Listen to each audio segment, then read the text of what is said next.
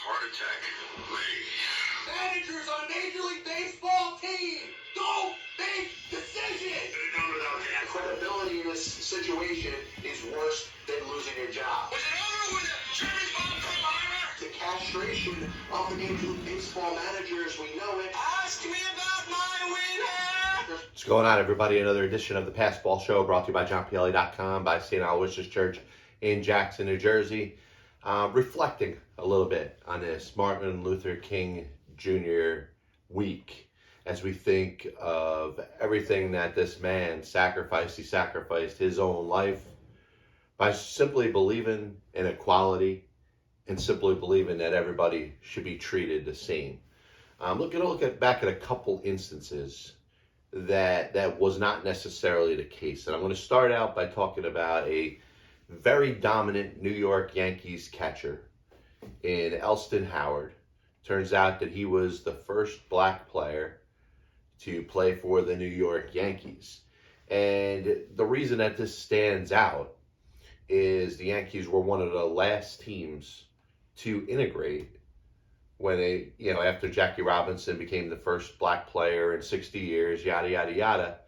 But it seems like there was something to the fact that the Yankees were waiting or delayed the inevitable integration, which all ball players, regardless of the way you look or what your differences were, should be able to all play together. And for whatever reason, that wasn't the case.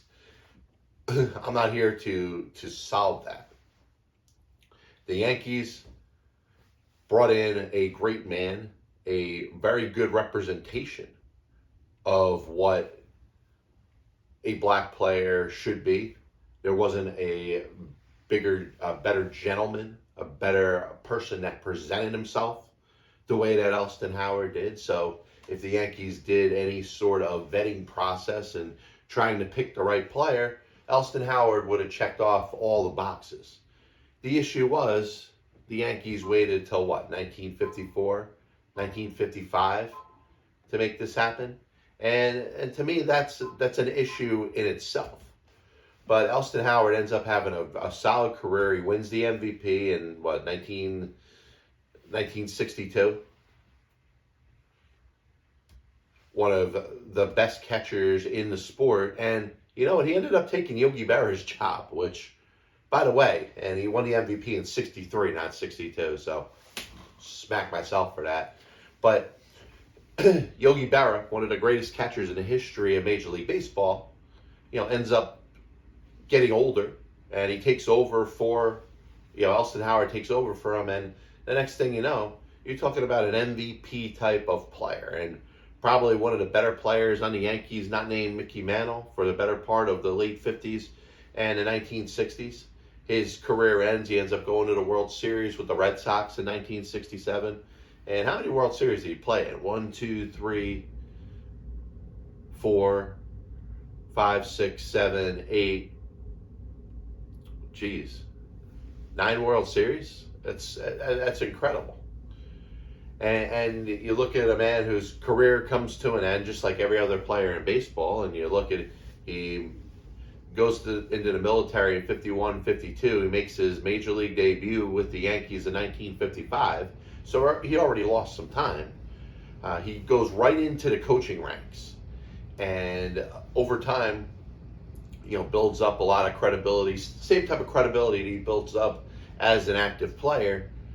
And the Yankees have a chance to do something that nobody in baseball has done. You think of Jimmy the Greek, you think of Al Campanis. Both men were very misguided in where their thoughts were over what a black man or a black woman was capable of doing. And the Yankees, sadly, had a chance to trump anything that anybody in baseball had done to that point.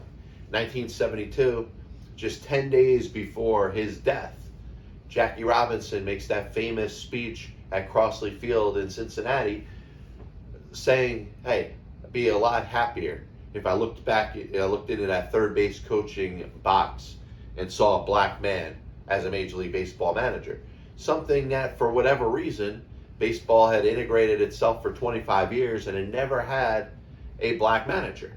And of course, you know about the statements that were made in 1987 by Al Campanis, the statements that were made a little bit before that, 3-4 years before that, by CBS host Jimmy the Greek. And the sad thing, and what kind of upsets me, is that was a sentiment that actually existed. And I'm not going to spend this whole time just picking on the New York Yankees, but they were in a position where they had a qualified, respected baseball man that happened to be of color. And you wonder why the Yankees didn't name him Major League Baseball manager for the 1974 season. Of course, they ended up going with Bill Virdon, and Bill Virdon had managed the Pittsburgh Pirates before, would end up managing a couple other teams, the Expos and the Houston Astros, before it's all said and done. I think he brought some credibility to the Yankees. Ralph Houck was kind of the placeholder after he took over for Johnny Keane in 1965. Ralph Houck was the manager of the bad Yankees, really one of the only bad stretches in the history of that franchise. And when they were ready to turn the corner, when they had this guy named Thurman Munson, this young pitcher by the name of Ron Guidry, and free agency was about to run rampant, and they were to get Catfish Hunter and Reggie Jackson and add themselves Greg Nettles and Goose Gossage eventually, build themselves up to be a championship team. Ralph Houck was ready to step aside. And the Yankees had a chance to do something no other Major League Baseball team had done to that point, and that's hire a black manager. And something happened which caused them to go against it. Now, all these years later, since 1974, the Yankees have had, we're going on, 48 years? As we get to 2022, the Yankees have had 48 years to hire a black manager. And especially in the 1980s, when George Steinbrenner was firing his manager after every 30 games. The Yankees have had a chance to put a darker-skinned man or woman in that dugout, and have chose not to do it at this point. They are one of 9 Major League Baseball teams that have never hired a black manager. And I don't think this gets brought up enough. Now, what do? You've heard me talk about the coaching vacancies in football and the fact that there's the same amount of teams in football that have never hired a black football coach. When they have a vacancy, you say, how come you're not hiring a black coach? The Rooney Rule exists in football. You're forcing teams to set up interviews with minorities, but most importantly, people of color. And you're getting, Todd Bowles is getting interviews. Jim Caldwell is getting interviews. Some of them are token. Some of them are done with the fact that they could cross that off their list and say, yes, we interviewed a black candidate, but this person wasn't the one we wanted for the job. The Rooney Rule helped the Pittsburgh Steelers. They hired Mike Tomlin, and he's been their coach ever since. It might have been a token interview. It might have been an interview that he might not have gotten anyway if it wasn't for the Rooney Rule. Should baseball institute something like that? Or should we just make it conscious that there's teams that have been around, the Yankees since 1903, other American League teams since 1901, 3 or 4 National League teams have been around since the 1800s. They have to be conscious of this. And maybe ownership doesn't know. Maybe Hal Steinbrenner isn't aware of it. Now, listen, I'm not asking him to fire Aaron Boone and hire somebody of color just to appease this part of the argument or this sentiment. But at some point, you got to look at what's wrong and think of what you could do to correct it. And like I said, the Yankees were at the forefront, and they can't jump into the DeLorean, crank it up to 88 miles an hour, and go back to 1974 and hire Elston Howard. Which, by the way, if you knew that Elston Howard didn't have a whole lot of time left, which nobody did at that time, to have Elston Howard lead the Yankees for a couple of years would have been great for baseball. So another thing I think about is the career of pro football quarterback Doug Williams. And another thing, you can talk about coaches, you can talk about leadership roles in the world of professional sports, and whether it's right or wrong, there has to be an acknowledgement that there are not enough leadership positions being held by those of African American descent. And it's a fact. It's not an argument. It's not a take. It's proven by the numbers. You know, pro football, as they sit here right now, they actually have one head football coach with darker skin color, and that's Mike Tomlin. 2 black coaches just got fired, one of whom led the Miami Dolphins to a 7-game winning streak this year and a winning record in the last 2 years. One of them took over a bad Houston Texans team and didn't have the benefits of using his Pro Bowl star quarterback. And they both lost their jobs. And it begs to ask the question, hey, if they were white, would this happen?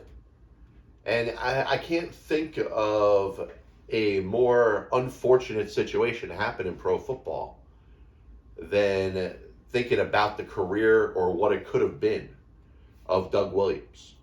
And when you talk about leadership roles in the NFL in the late 1970s, certainly in the 80s, even into the 90s, I guess through the dominance of Warren Moon. Warren Moon was really the first black quarterback in the National Football League to dominate, to become a no doubt Hall of Famer. And I think he really paved the way for other black quarterbacks to get opportunities and succeed in the National Football League. But one person that didn't have that benefit was the quarterback out of Grambling State, Doug Williams. He was drafted by a bad team, and the Tampa Bay Buccaneers for a long time were kind of one of the doormat franchises in the NFL. But when they came in as an expansion team, they lost every game their first season. John McKay, with his famous quote, "What do you think about your team's execution? I'm in favor of it." You know, that's a famous statement or an infamous statement. If if it offends you, I don't know what to tell you, but I think it's freaking funny. But Doug Williams led the Tampa Bay Buccaneers to prominence. He got out of that team something that they hadn't seen before. Won 10 games in 1979. 2 years later, another 9 games in 1981. And sure, he spoke up every now and then, but there was a sentiment that existed amongst pro football that led to some fear about teams having a black quarterback. You heard the late Rush Limbaugh make that statement on NFL Primetime, I think it was, on ESPN, the show with Chris Berman and Tom Jackson. And, it was off color, off putting. It was definitely not for that type of program. But he made a quarterback statement in regards to black quarterbacks in the NFL, and he shouldn't have made that statement. But the fact that it was said, I think, is significant because it was a sentiment that existed back then. And Rush Limbaugh, in what are we talking about, late 90s, early 2000s, was saying it. Now, he could say whatever he wants on his radio show, but he said it on a football show. And I don't think he was that far off in regards to where that sentiment existed. For some reason, there are people that are threatened or were threatened by the thought of a black quarterback succeeding in the National Football League. And that's why there were so few of them. And we look at the NFL right now, and Cam Newton, won an MVP. Lamar Jackson won an MVP. Look at there's more of a diverse group of black quarterbacks in the NFL today, certainly than there were in the 1980s. And then you watch somebody like Doug Williams, who essentially was forced out of the league by the time he was 27 years old. And to lead a Tampa Bay Buccaneers franchise to a 500 record over the course of 5 seasons, when that team had no business doing as well as it did.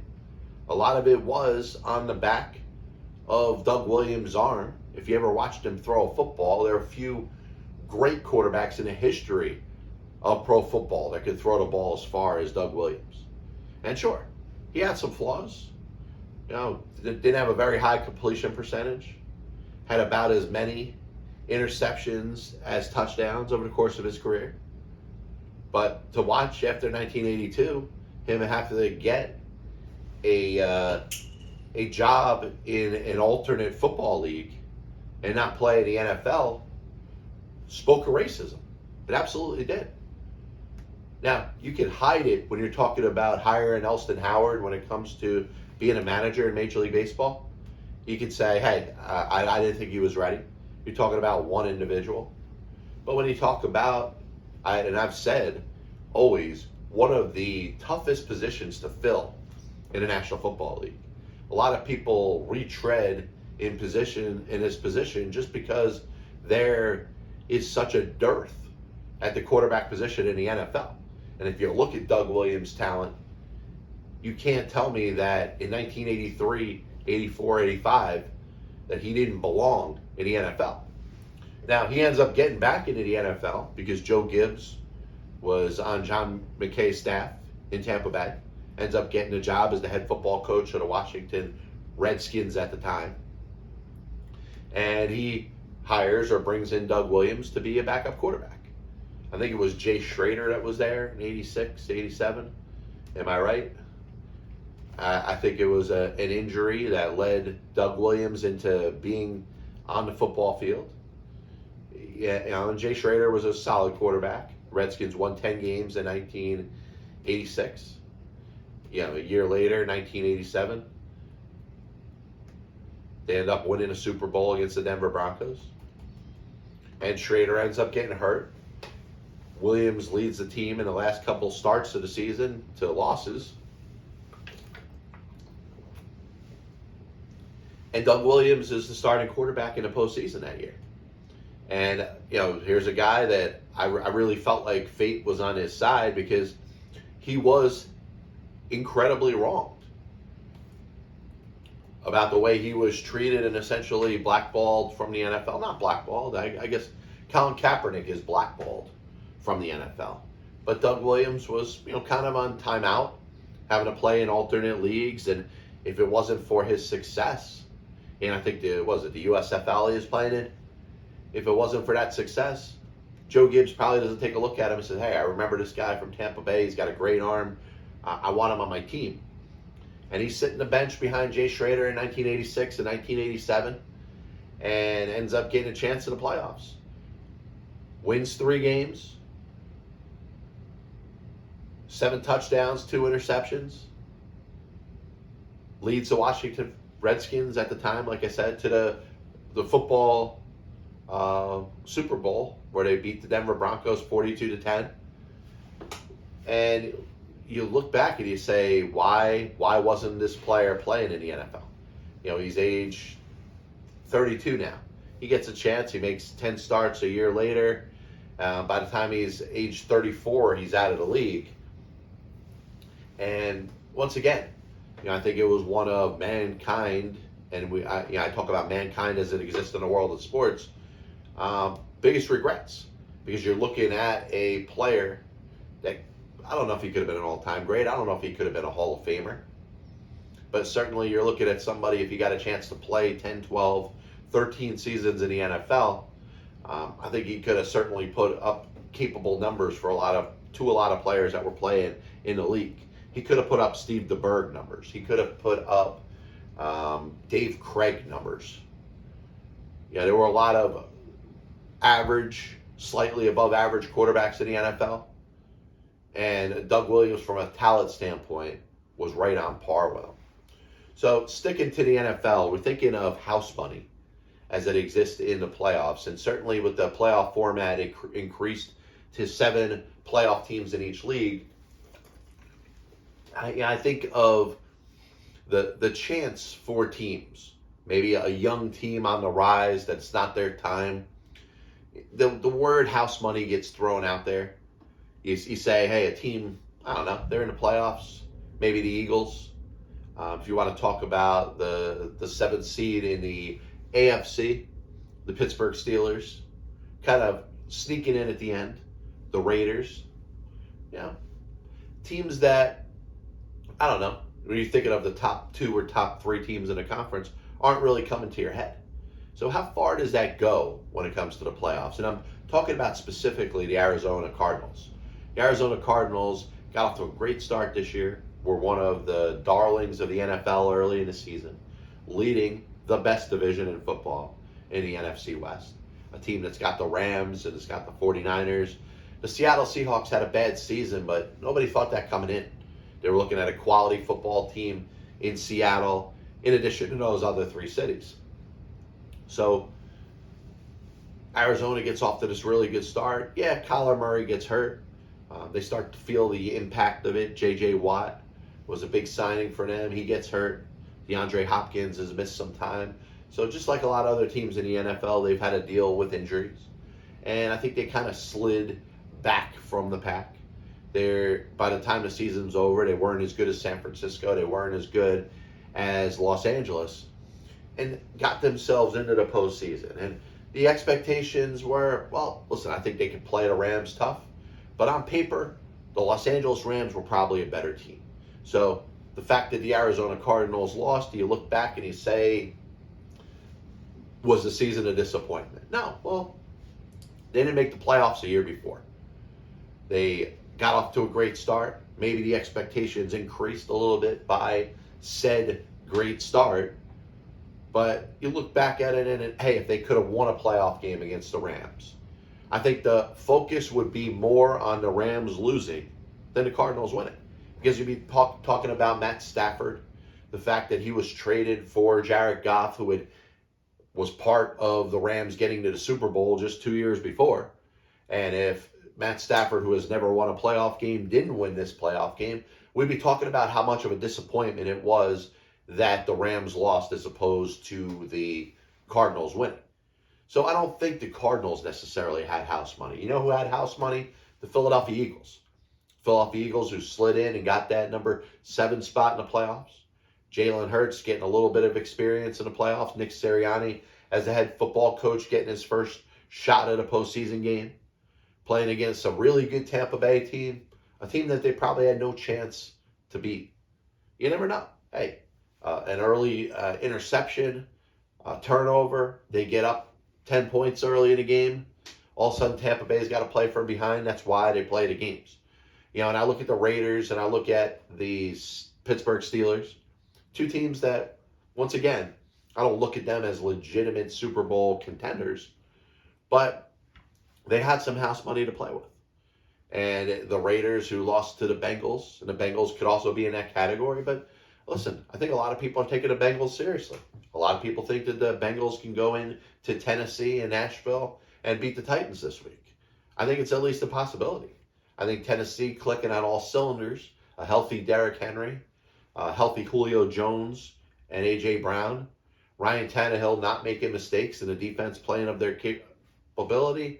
I would think Tennessee could win this going away. But all those factors I just made as constants as opposed to variables. I look at the Bengals, first playoff win since 1991. Certainly something to be proud of. Can they build upon it this week? I think they're becoming the San Francisco 49ers of this week. I think a lot of people are gravitating towards the Bengals.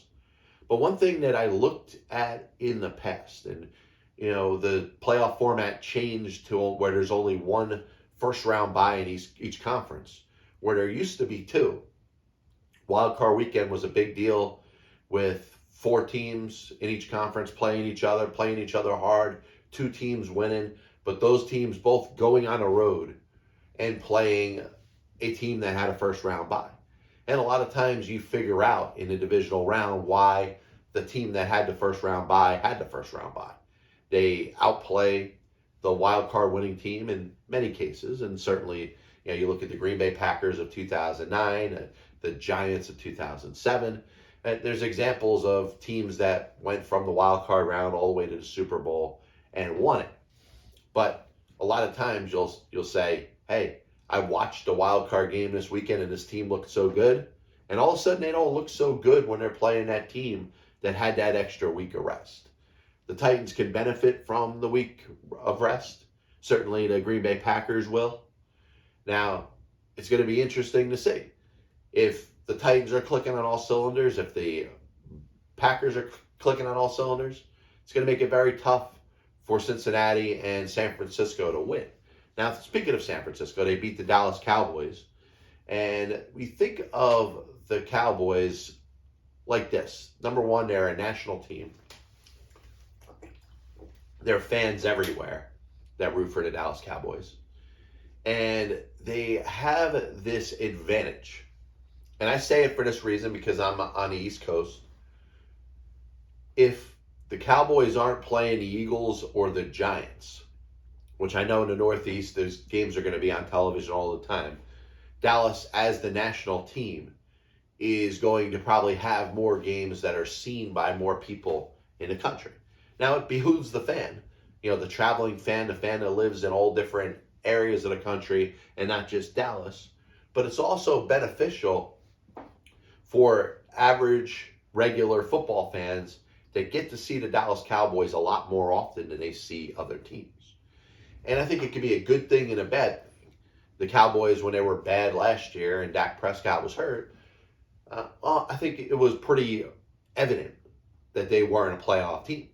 Now, you watch them this year. You watch them beat up on the Giants. You watch them beat up on the Eagles and the Washington football team.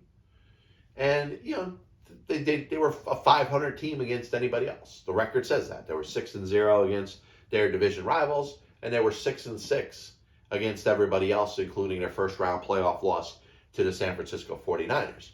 And the reason I talk about the Cowboys being on television all the time is you see the Cowboys win. Every now and then you see the Cowboys lose. But you see them win a big game against the Patriots. You see them winning games against the Philadelphia Eagles, who are a playoff team. And you start to get a little fugazi. You start to believe that the Cowboys are a little bit of a better football team than they are. And the best comparison I can make is if you followed last year in college basketball, the Big Ten, if you wanted to watch a college basketball game, you turn on ABC, you turn on ESPN, and they're playing a ton of Big Ten basketball games. And you got to see some good basketball. You got to see Michigan and Ohio State and Illinois and a lot of very good teams playing very good basketball. But you're watching it once again in my McConaughey voice. Fugazi. You're watching teams that are beating up on each other, and you start to think these teams are good. The NCAA tournament comes out. Michigan, Illinois, Ohio State, all 1 or 2 seeds in the tournament. And they all get bounced. They all get bounced. Why? Maybe they weren't as good as you thought they were because you watched them on television all year. And the same thing happened to the Dallas Cowboys. Dallas Cowboys won 12 games. They earned every one of those 12 victories. But they were not a 12-win team on par with the other 12-win teams. I don't think San Francisco and them are on the same level. You look at the other division winners in the NFC, whether it's the Rams, whether it's Green Bay, whether it's Tampa Bay. Listen, can Dallas win a game against those guys? Sure. Yes, they could win a game.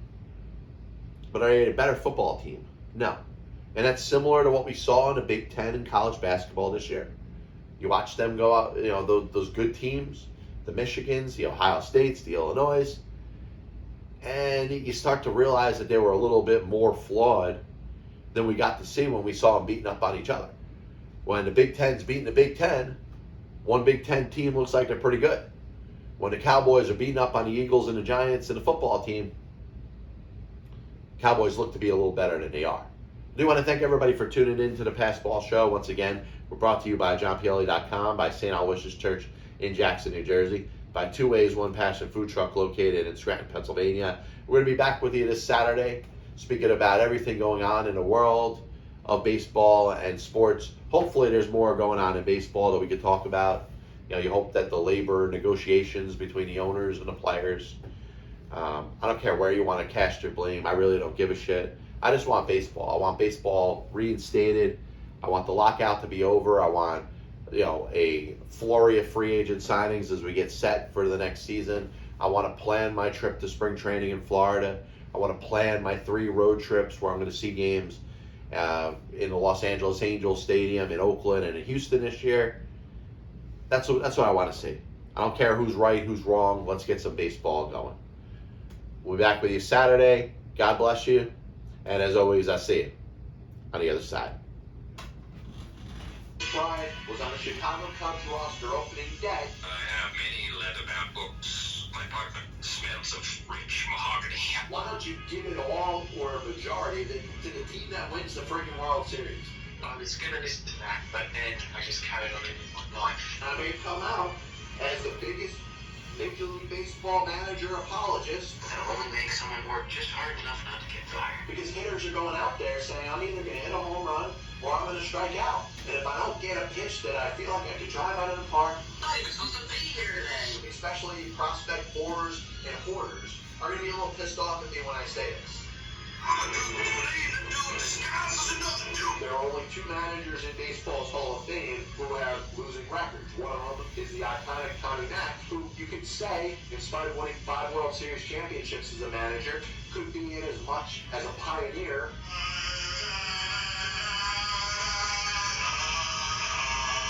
And what side of the spectrum they're on? Were they pitching? Were they batting? If your favorite team was pitching and a ball got inside and hit a batter, there's no way it could have been on purpose. But if you were a fan of the team that was batting and a ball got inside and hit somebody or went behind somebody's head, absolutely 100% unequivocally that pitcher was throwing at him. They put their tail between their legs and decided they're going to do exactly what they're told. You damn well right better give him a contract extension. You damn well right better make him the manager over the next series of years. 35 years ago, I could have loaned your parents the money for an abortion.